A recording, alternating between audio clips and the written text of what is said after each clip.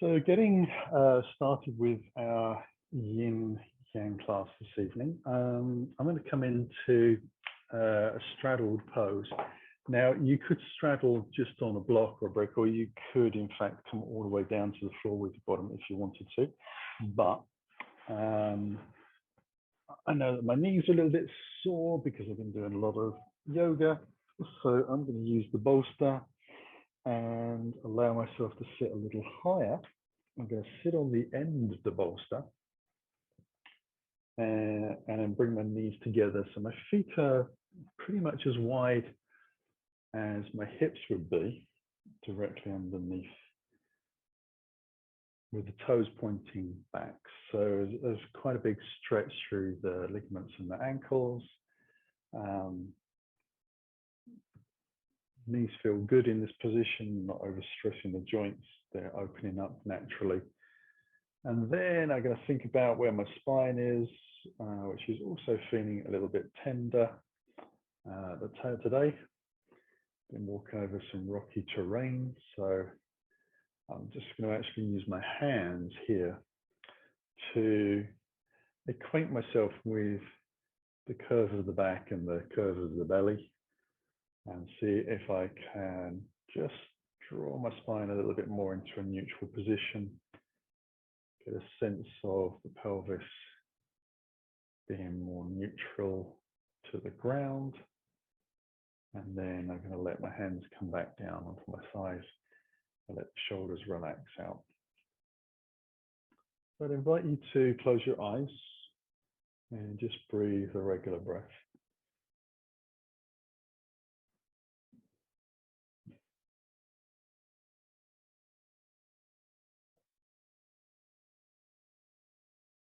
And doing our best to not take control of the breath too much, although it's difficult as soon as you start to become aware of it. You're going to let that be as natural as possible and just see what the breath is doing. I want to see what the rhythm of my breath is like this evening. I'm going to notice the quality of the breath, if it's smooth or maybe a little bit hesitant, a bit jagged, edgy. Correspondingly, what does my exhale feel like?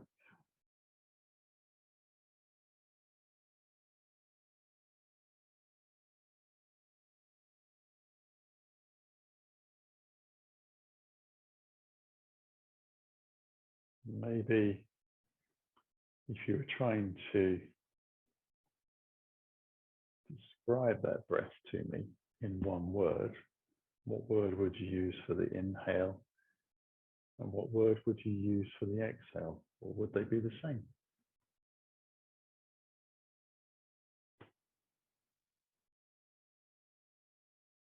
Now we're going to see if we can lengthen out the breath. So I'm not going to deepen the breath. We're just going to take into the normal place. We're familiar with how large our lungs and belly feel. But we're going to see if we can increase the duration of the inhale and the exhale by about 50%. So if you thought it was taking you 3 seconds to breathe in before, you're going to be about 4 to 5, and vice versa for the exhale. Nothing more scientific than a judgment.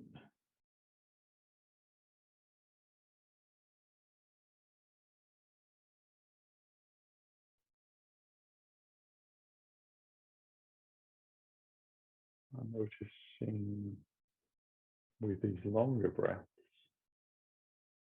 does that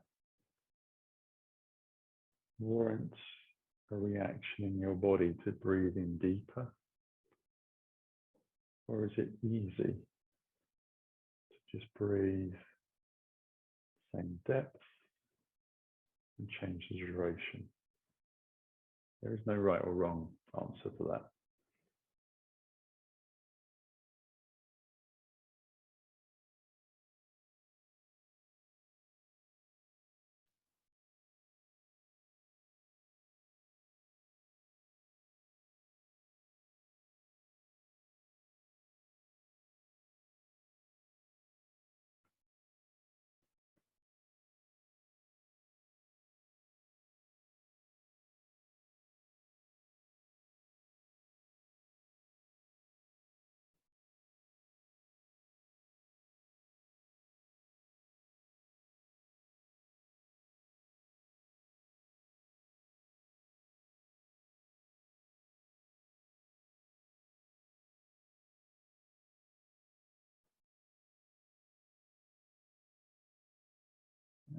Let that breath come back to natural, so we're not focusing or thinking about it too much.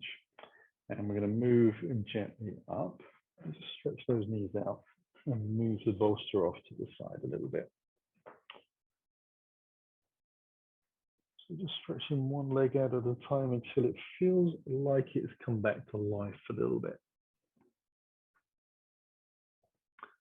And then we're going to allow ourselves to roll down onto the floor, but we're going to keep the head facing the same direction as we had before. And then as we arrive, we'll roll over gently onto our backs. So it's going to feel a bit odd because the camera is going to be closest to your head and you won't be able to see it.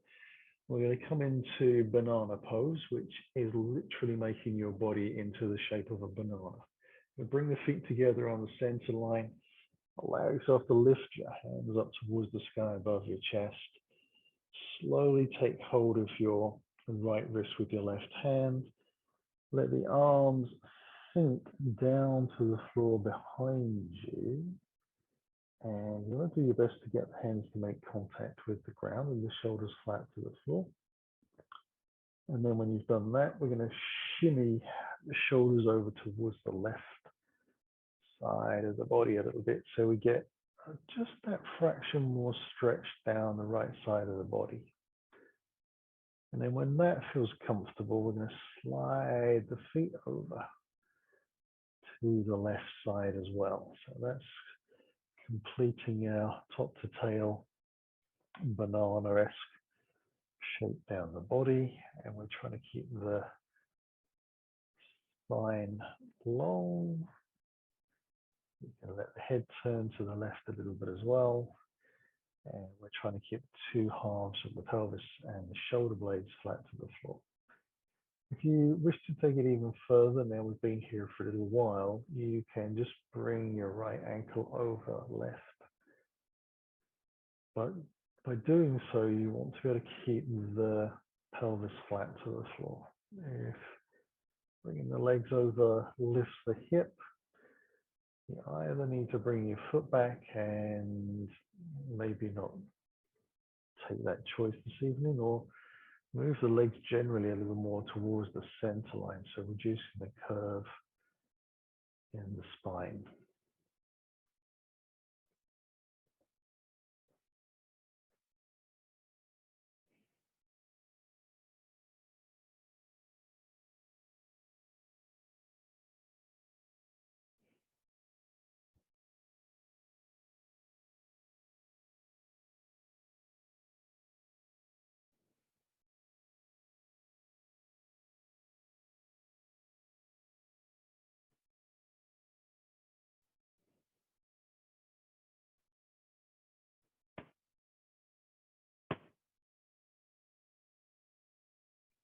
And then we're going to unravel legs and bring them back on to where we think the center line is.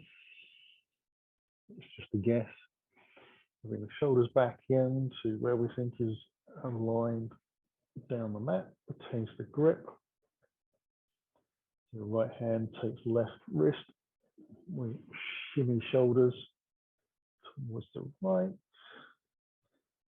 Give ourselves a little bit of time to let the shoulders sink down. So we're looking for that evenness across the back, a sense of ease down the spine. Then we'll slide and glide the legs over towards the right side as well, just enough to feel that extra stretch down the side of your body and into the hips a little bit as well. Then you can turn the head into the way that you're curving the body. I'm literally looking the opposite way, only to allow myself to keep an eye on the clock. We've been here again for a few breaths. We can then make the decision of whether we want to cross that left leg over the right ankle. And in doing so, examining how it feels with the pressure through the pelvis, keeping it constant as close as we can on both sides.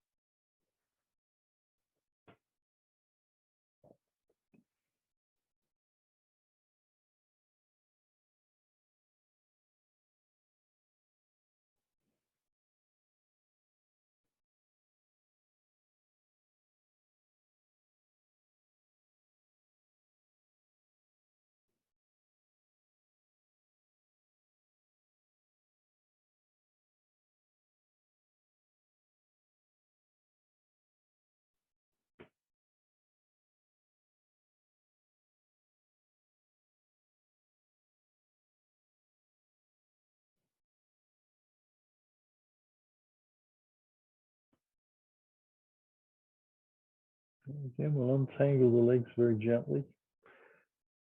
Bring them back into the center. Same with the shoulders. If you're in a line, we'll draw the heels in towards the bottom so the knees are high and let the hands come down onto the chest. We'll roll gently onto our right side so they'll back onto our bellies. So we're trying to minimize the amount of moving around we're doing from end to end. So hopefully it's easier to see the screen now.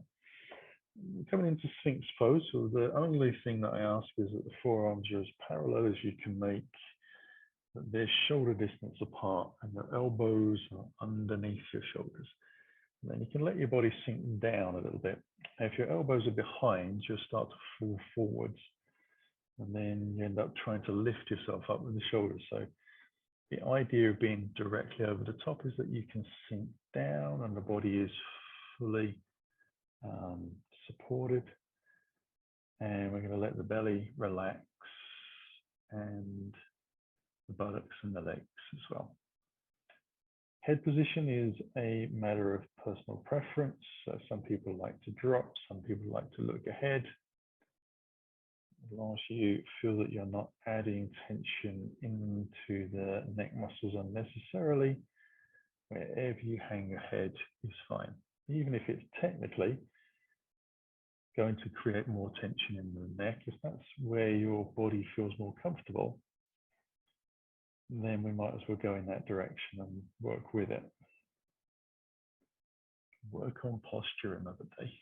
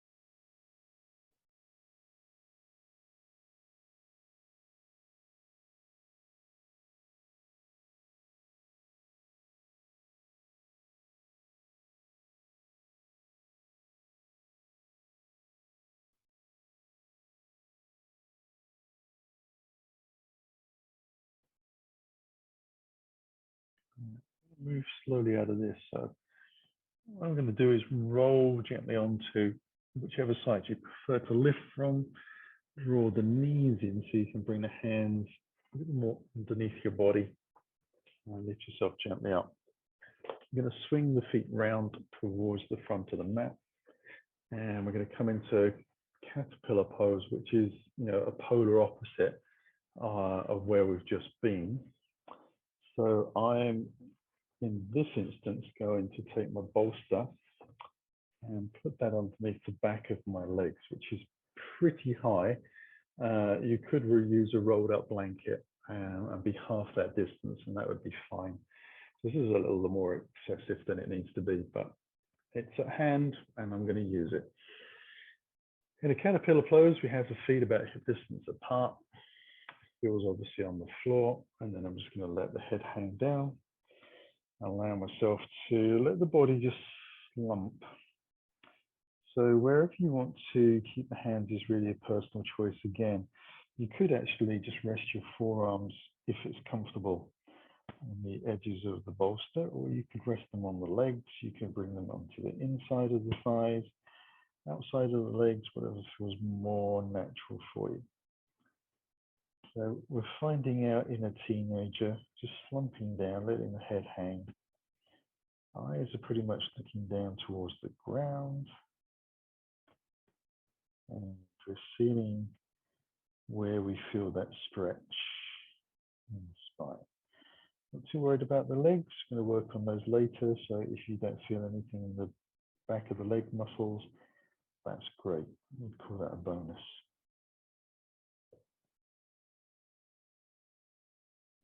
breathing can be a little compromised in any of these forward folds, especially when we're holding them for a significant duration.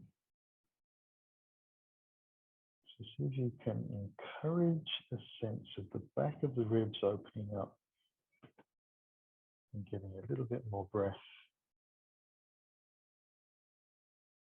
through the back of the body. And with those good long solid breaths, you're able to keep the mind focused. Just really reflect on the purposes of why we're here, which is to stretch out joints, lengthen ligaments and tendons, and create a long-lasting deep stretch into the muscles.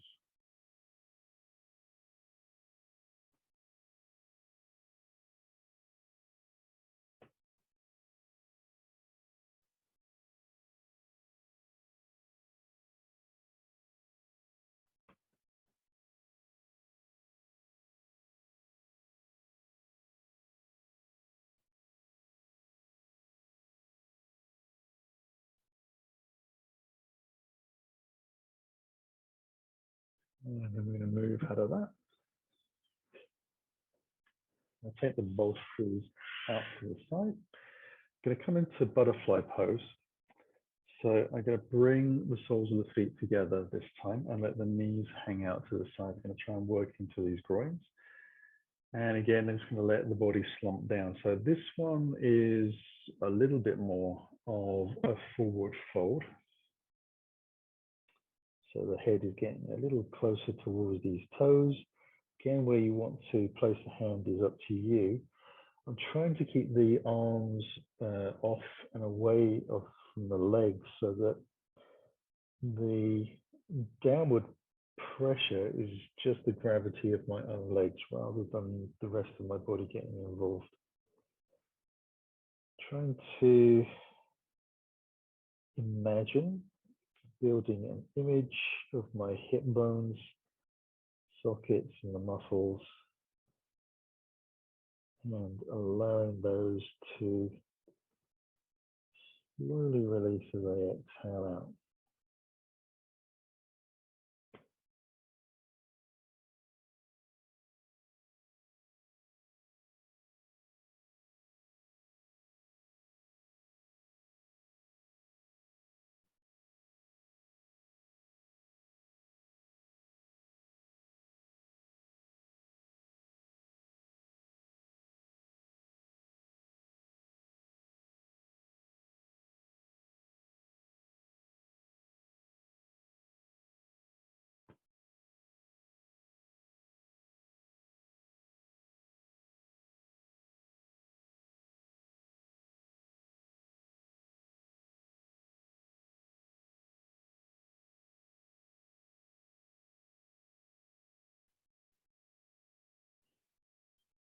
We've got about another minute in this pose.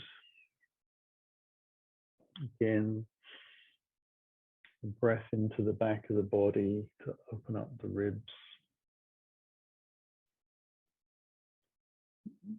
When you start to get used to being able to breathe in these deep forward bends with a rounded back, there's a pleasant sensation of the spine opening up as if it's being massaged with the breath, which in reality it is.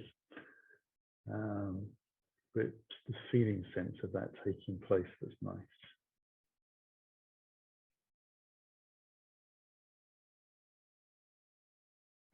And we're going to start to use the hands to walk ourselves back up.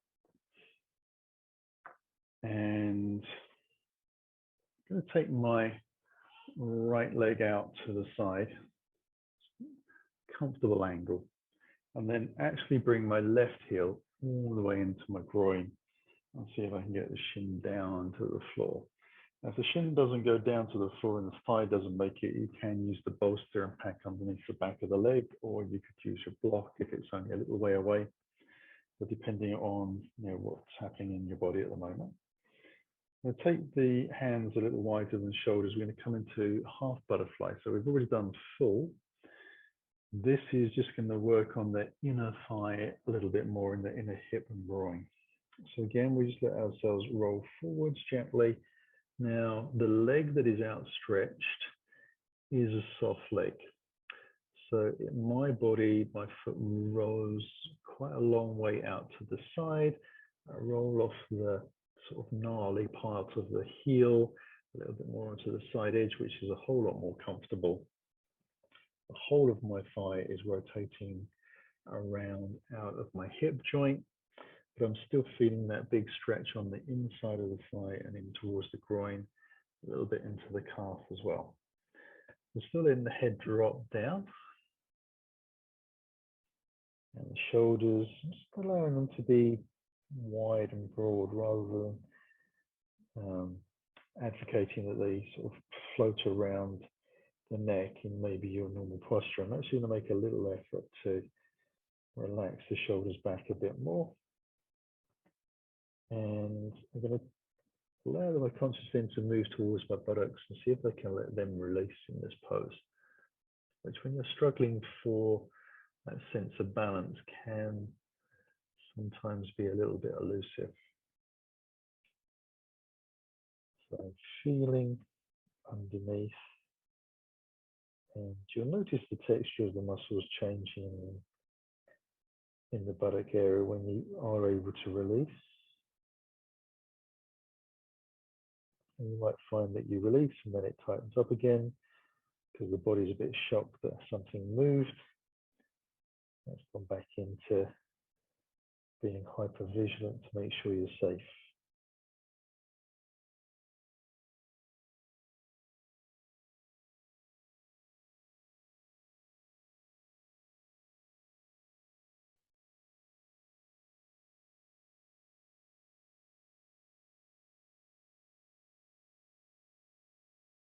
And then we'll start to lift back up. And I'm going to take the left foot out, bring the right heel in, take the hands out, allow myself to slowly come forward. So I'm not reaching the hands forwards particularly to get deeper into the pose. I'm just having the hands in a position which optimizes my sense of balance and affords me the opportunity to release my legs and my glutes.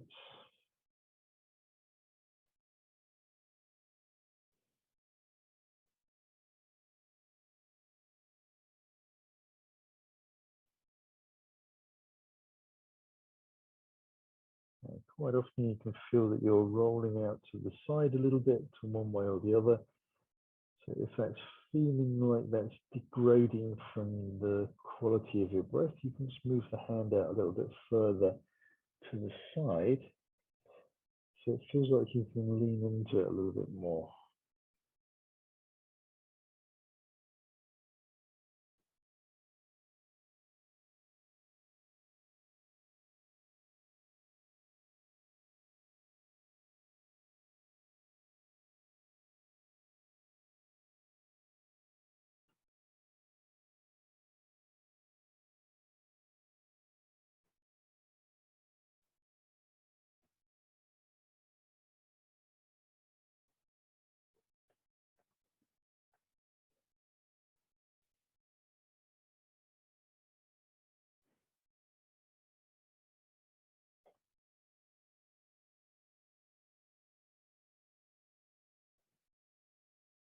I'm going to bring myself back up slowly to sitting, just using the hands.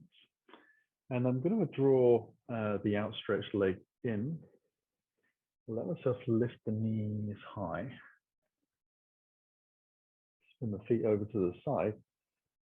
Come back down onto my belly. So we did Sphinx pose early on. I'm going to take Sphinx pose again. However, there is an option to take Sphinx pose a little further by lifting the elbows away from the ground and coming into seal position. But if you feel that that pushes too much into the lower back, if it generates a lot of heat in the lower back, then I would suggest not doing seal pose and coming back into regular vanilla version of Sphinx. So to get into the seal from the Sphinx pose, you'd slide both hands forwards, allowing the elbows to come away from the ground. You'll feel immediately a lot more pressure in the shoulders and the lower back. And then you're just going to use your hands to inch the fingers closer towards you. And that lifts you up slowly. And you could maybe move both hands an inch in and then see how that feels, and do that incrementally, taking a few breaths. If you're a little more familiar with it, you can sort of bring yourself to what you know is your comfortable place. Now, some people will be able to walk their hands in a lot further than me because they've got bigger gaps between the discs, and maybe the transverse processes don't lock and the fascias don't lock up quite so quickly. So the more space you have, generally the higher you're able to come. And it is not a competition. There is no right or wrong. There's just a sense of feeling that the shoulders are being stretched a little bit by the body wanting to sink down and the shoulders holding them up. I'm trying to let the buttocks release and lengthen the spine out. Something that can aid a little bit is to turn the heels out and the toes in. Head position, again, a choice.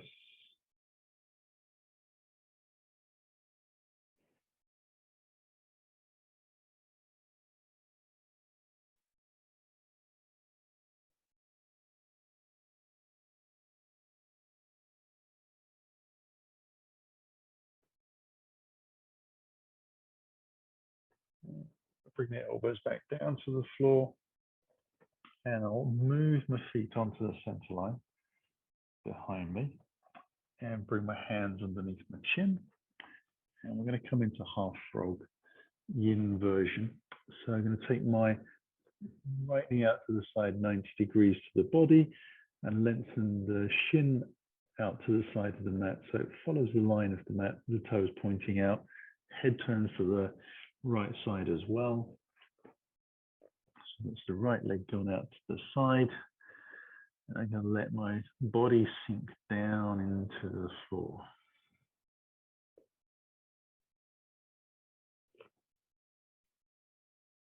Now you might need to keep moving the shoulders around a little bit as your body starts to give, and you're able to get a little closer to the ground. You might find that body parts are actually in the way, and you can move them around and wriggle a little bit. You don't have to stay fixed.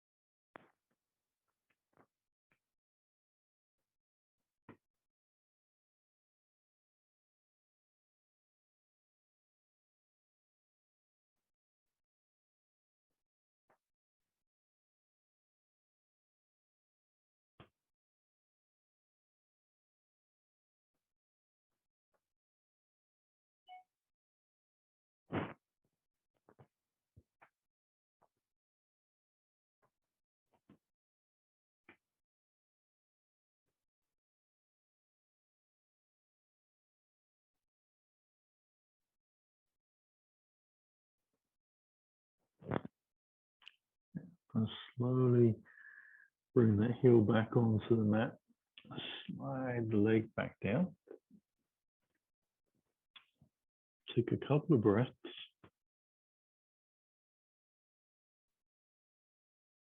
And when you're ready, take the left leg out. So doing the same thing again. Just exploring how that feels. Turn the head to the left, preferably, or chin down. Now I'm going to be looking slightly the opposite way, just so I can keep an eye on the clock.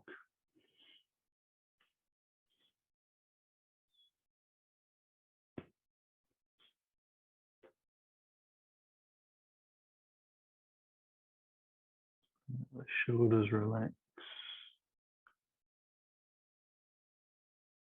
And the hips, the lower back.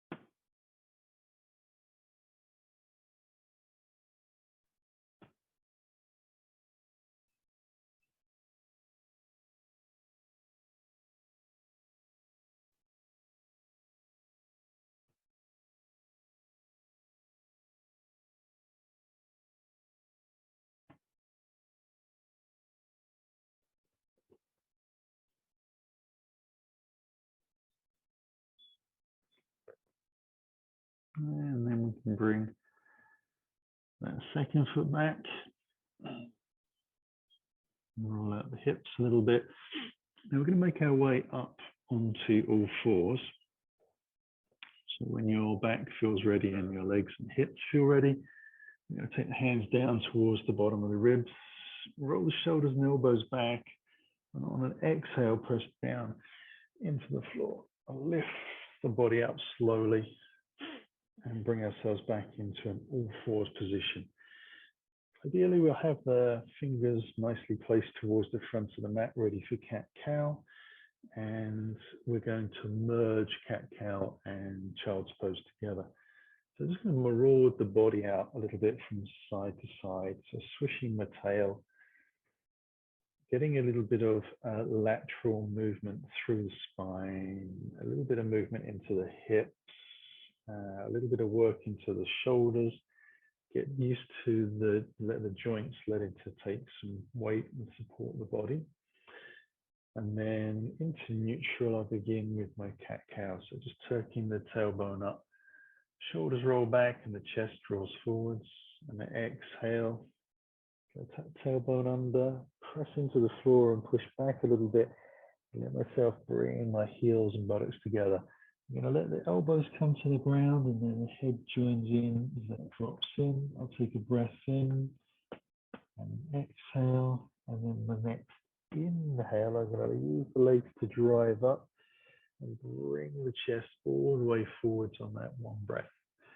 Exhale, you can tuck tailbone under, spine rises, and I'll use the whole of the exhale to come down. One breath at the bottom, one exhale, inhale, lift back up.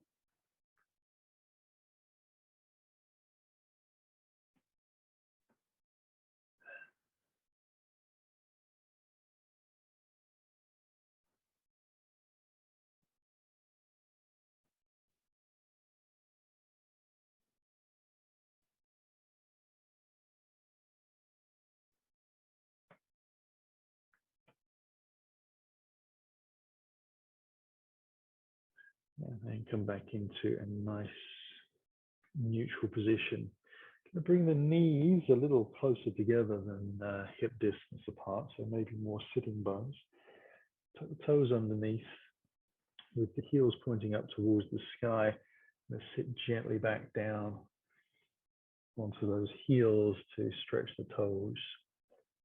So it's perfectly okay to take this pose and allow your hands to stay on the floor. If you want to take a bigger stretch into the toes, you can do. Just walking the hands in and bringing the body more upright.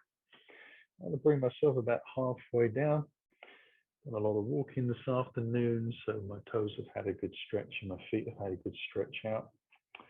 And my barefoot styled footwear that lets all the bones and muscles and ligaments move around and undulate with the floor surface. So they've had a little bit of a pre-workout already.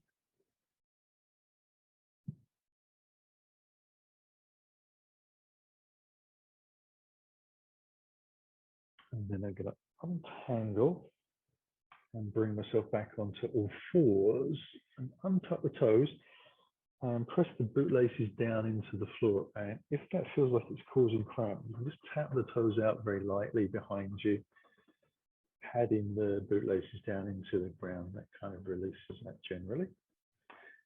And then we come back into that nice steady position. We're going to move into melting heart pose. So I'm going to draw the belly in, keep the hips in the same position over the knees, take the hands out a little wider than the shoulders, and I'm going to plant the palms flat to the floor and then bring my body into alignment from hands, shoulders, and hips.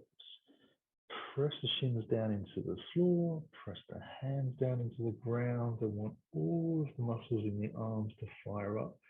So shoulders, biceps, triceps, forearms, hands, fingers, anything else you can think of. And then to come out of this, I'm actually going to walk the fingers back towards the back of the mat so the hands start to move. And then as I shift the weight, it's easier to bring myself back up onto all fours without taking any stress through the shoulders. I'm going to take those knees further apart and come into child's pose again, but this time I'm going to be moving towards side bends. So as I bring my heels and buttocks together, I'm going to take the hands out up onto the fingertips so the forearms and the elbows are off of the floor. I'm going to let the chest sink down as low as I can. I'm going to try and keep my head in line with where I think my spine is, so avoiding dropping the chin and forehead to the ground this time.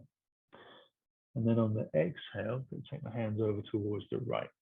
Now I'm going to try and keep them more or less shoulder distance apart and directly above. So rather than walking out at an acute angle, I'm going to be very aware of where I am with the spine. Now I'm going to press my left buttock down a little bit and walk my left fingers just a fraction further forwards. So still pressing that left hip and buttock down into the ground, stretching the left hand out. Going to feel a real charge of energy and heat build down along the side of my body.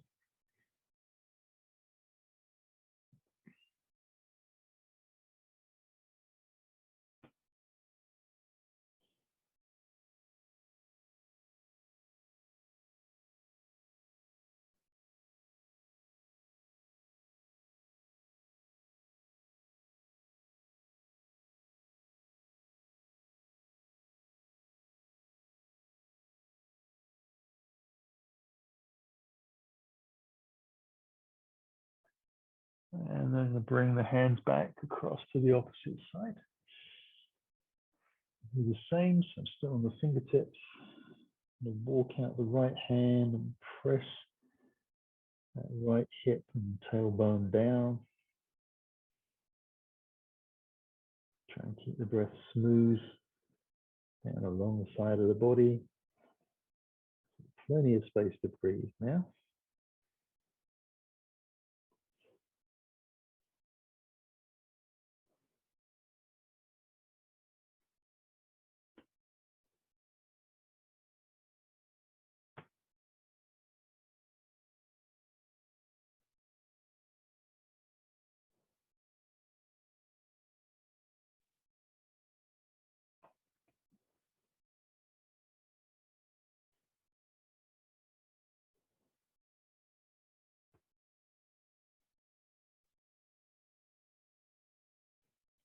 to walk the hand back into the center and allow my fingers to come back onto the mat, shoulder distance apart.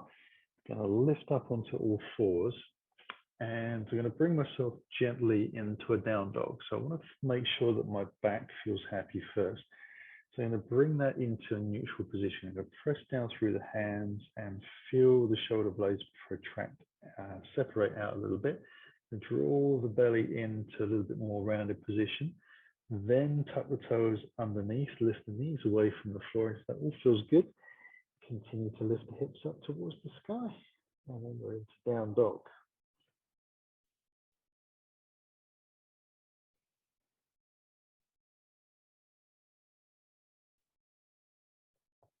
A little stretch out into the legs, into the back of the calves and the Achilles. And then we come back into stillness. And draw the right knee in towards the chest and bring the foot through between the hands into a lunge. And let the back knee down onto the floor, keeping the front knee over the ankles. Untucking the toes on the back foot. Going to bring the hands onto that front thigh. Oops. I think I have my foot in the right place. There we are, just fractionally off does make a big difference. Draw the belly and tailbone down, let yourself lift up slowly. And we'll take the hands out to the side and we're going to lift them up towards the ceiling. Now we're going to bring the hands back down to the floor. And step it back into that down dog. And take a couple of breaths here.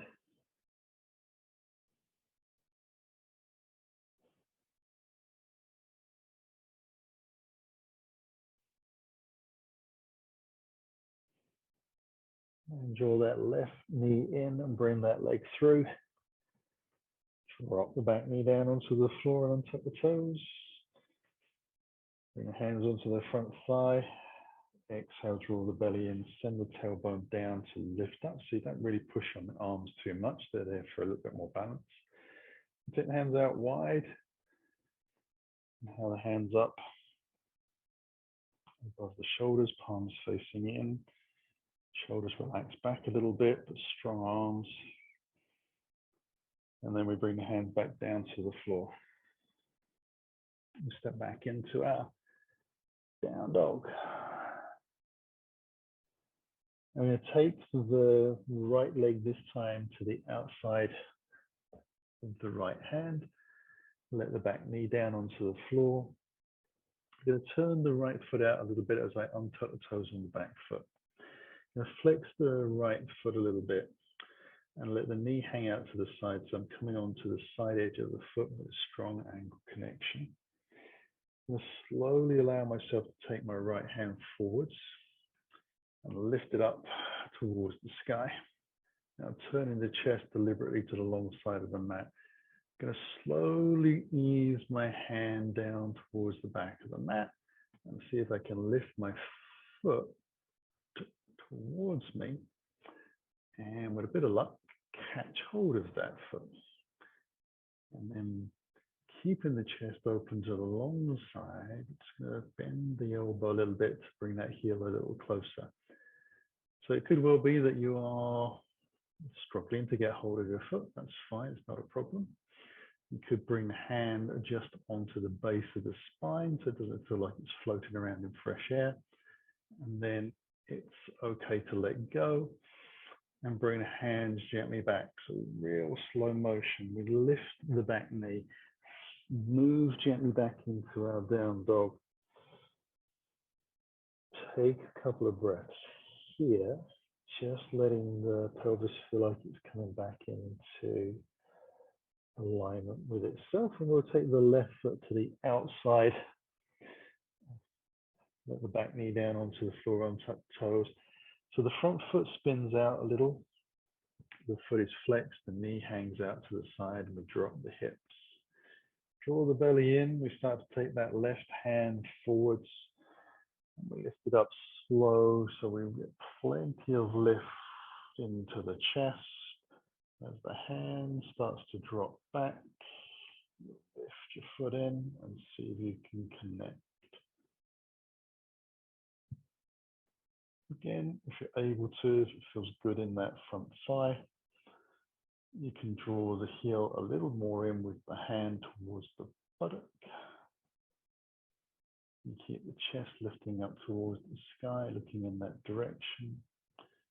Remember, the option is hand onto the back of the pelvis and just rotating around, and not necessarily even lifting the foot.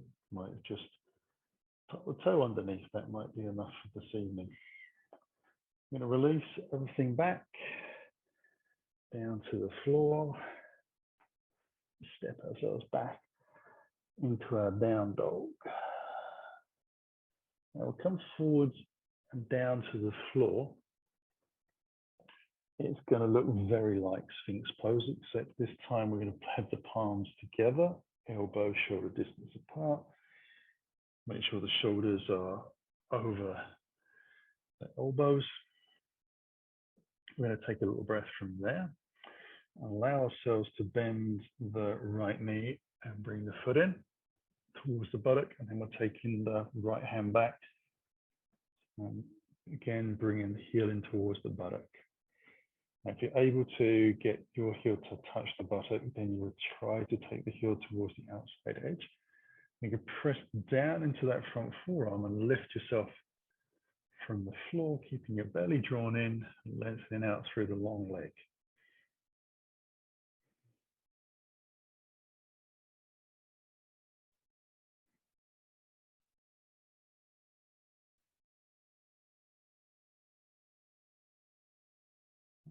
Release that leg,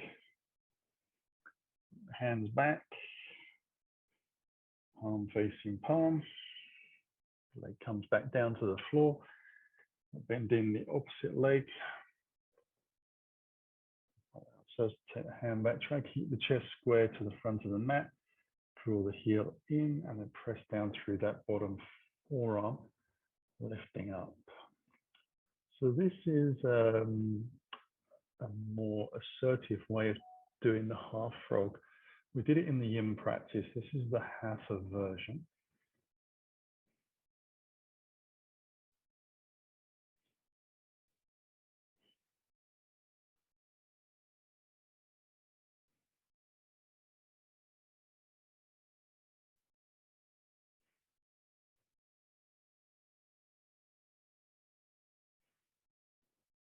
And we'll release from there as well. And going to let the body come down to the floor. Bringing the hands underneath the chin, the elbows out wide. Just going to wriggle the hips out a little bit and soften the legs just for a couple of breaths. And then we're going to make our way back up to sitting. So I'm going to roll onto my left side, draw my knees in towards my body and use my hands to ease myself back up from the floor. So the easiest way, least amount of energy to come back up. Now take the block, place it underneath the derriere and lift yourself up. Take the feet out in front and we're going to come into a nice seated twist. So just releasing the flesh on the buttocks a little bit with a wiggle and then bringing the left foot underneath towards the outside of the right hip. The knees pointing forwards. I shall bring the right foot across and have the foot flat to the floor and the knee higher. We tilt the pelvis forwards a little bit and then slowly swoop that left arm up and out to the side. Rotate across over to the right side. Just the arm and leg to counterlever against each other fractionally. Let's see if I can look over the rear shoulder. Lift the chest up towards the sky. I'm not worried about how deep the twist is really. I'm going to try and relax, scrunching off the bottom leg and work the top leg.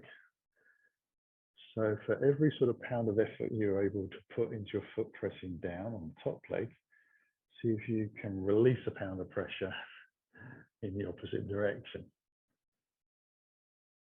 Keep your mind occupied, to say the least. If you have no idea how much a pound weighs, maybe kilos are better. Okay, we're going to release from there, and we're going to do the same again. So it's a nice gentle move. Feet are out in front. Right heel comes under and out towards the left. The left leg comes across, close into the body, the knee is high, tilt the pelvis forwards, keep both sitting bones connected to the ground. Lift the right arm up, take my twist, try and relax the shoulders, and then focus on those legs. One down, turning on, one turning off.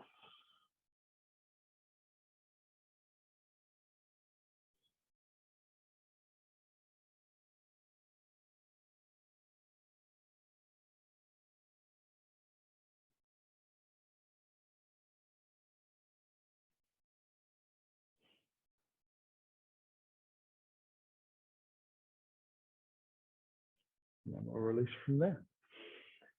So I'm going to lengthen the legs back out. And I'm going to move my block all the way to the back of the mat. I'm going to use that as a bit of a cushion. Hands behind, knees high. Roll the spine gently down to the floor. Allow my heels to walk very close in towards my bottom. Take my arms out in line with my chest, palms facing up. Roll the shoulders underneath fractionally. And then I'm going to let my my legs roll gently over towards the right side. So they will be stacked for a portion of the descent down to the floor, and then they might separate. And if they separate, just let that bottom leg keep dropping down. Wherever it finishes, and the top leg can float a little. That's perfectly okay. If you're able to keep the thighs together without any effort, you're probably wondering what I'm even explaining, in which case you don't need to panic and just let both your legs down.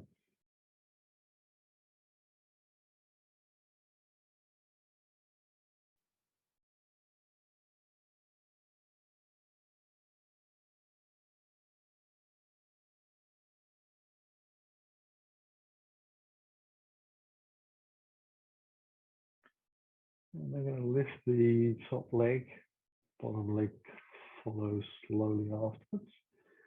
Realign the spine if I feel I've moved off center, and then let myself roll gently down to the opposite side. I'm purposely keeping my face pointing up towards the sky. So I'm not adding any extra stress into the shoulders. I'm trying to really let them relax deeply. And same thing from my legs and my hips and my spine.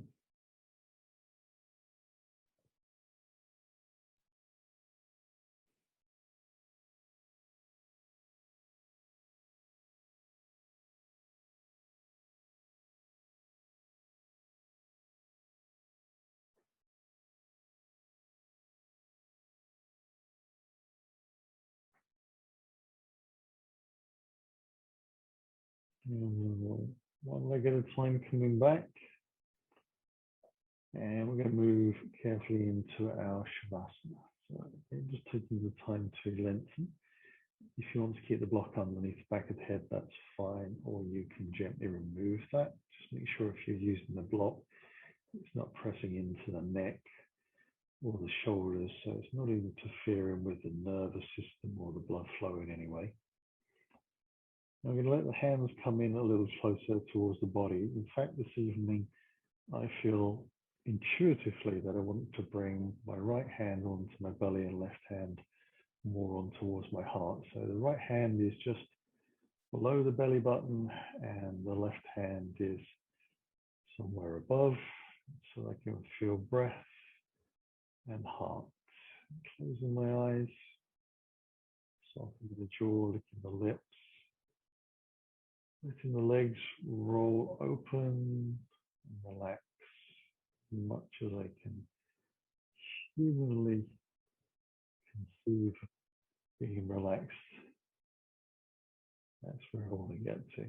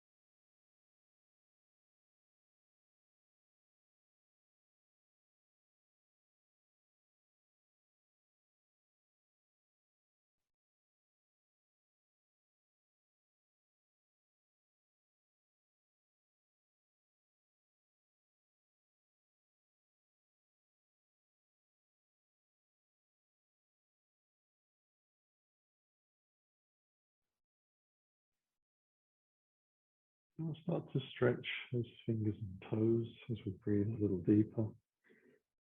And the eyes closed to start with. And you feel your body come a little bit more alive to you. Allow the wrists and the ankles to start to float and move around. And then when you feel coordinated enough, you can take yourself into a nice stretch. And see how that feels. Again, that just needs to be whatever it needs to be. And then from there, we'll see if we can slide the heels back in towards the body. Hands alongside the same body. And then let the knees roll in, one leg at a time. I'm going to take a very gentle hug. Just taking the hands around the back of the thighs and easing the knees down towards the floor, out to the sides of my body. And then on the inhale, I'm going to let that release and roll gently onto my right side. I'll take another breath at the bottom here as I fully roll over and use the hands on the exhale to lift back up into a comfy seating posture. So hopefully that feels like a nice good stretch, some big moves and some little moves, nice combination for our Thursday evening. Bring the hands in towards your heart, closing your eyes, and taking a longer, slower breath in. You're going to let the chin drop and draw the belly in, so we bow gently to the floor, leaving our practice for the evening. As breath comes back into the body, we'll let that build the spine for us, eventually lifting the head and the eyes open. Namaste. Thank you very much for joining, and see you again soon.